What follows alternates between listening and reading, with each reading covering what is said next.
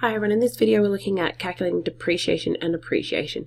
We're focusing more on the depreciation formula than appreciation because the appreciation is your compound interest formula. So calculating depreciation, we're going to substitute values into the formula and use it to solve problems. So again, your vocab, the formulas that you'll be exposed to in the QCAA for financial maths in regards to this topic are here. So you'll see that this is for compound interest, but depreciation is similar, but it's a subtraction value. So you can see down here, because what's happening is with depreciation, the value of an item as it ages or becomes no longer the most current and up-to-date model, it decreases or depreciates in value. So think of it like when you have a new car and you put kilometers on it. You do what I do and you eat cheeseburgers in it and you get it all messy and gross, and so you end up with a car that's a bit older, tireder, and so forth, and therefore it's not as valuable as when you first bought it. So that's what we're looking at here. Your depreciation is usually calculated with a percentage of the yearly value, and each year it decreases by that value. So that's when we use a formula, and because we are depreciating from the value of that year, and then you take that percentage off again from the other year, that's why this compound interest formula or something like similar to it is used, because it's coming from each new year's value, not from like the original starting value. So it's a subtraction and with your n to the power of n. So it's got the same variables in it, and they have the same they come from the same idea, so principal or present value, and A being your future value or the amount that it's worth at the end of your time that you're looking at, I being the interest rate, and N being your length of the term. So that's where your variables are. So if you want, you can come up here, pause if you wanted to write those down. Alright, so calculating depreciation. Farmer purchased a tractor for $115,000. The value of the tractor depreciates 12% per annum. So each year it's decreasing in value by 12%.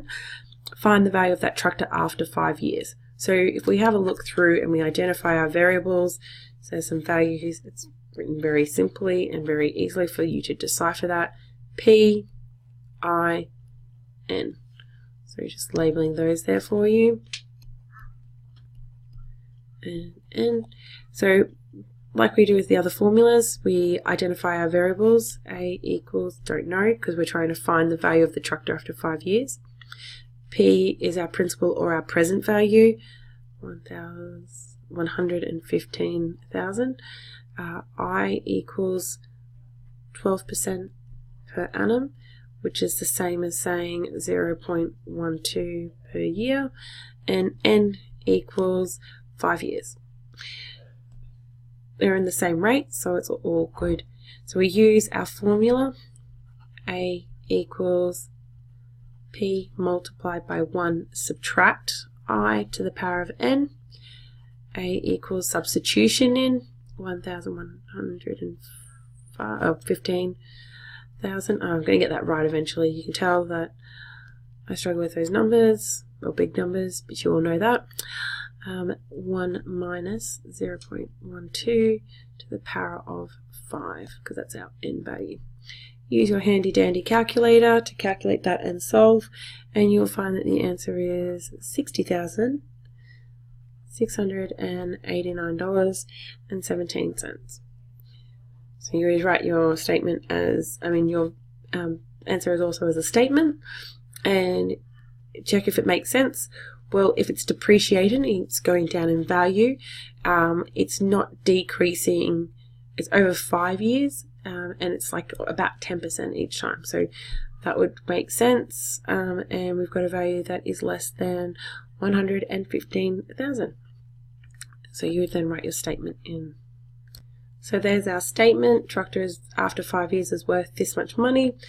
Now it is your turn. So those ones here are very similar to the one that I gave you, and so with those ones. So looking for your present value, what the rate is, or the interest rate, so your I, and how long are you looking until you determine the value of the product at the end of the the depreciation period, so its future value. Okay, so pause the video and have a go at those. Remember that you can jump on Maths Online and complete them there as well. All right, stay awesome, everyone. Thanks.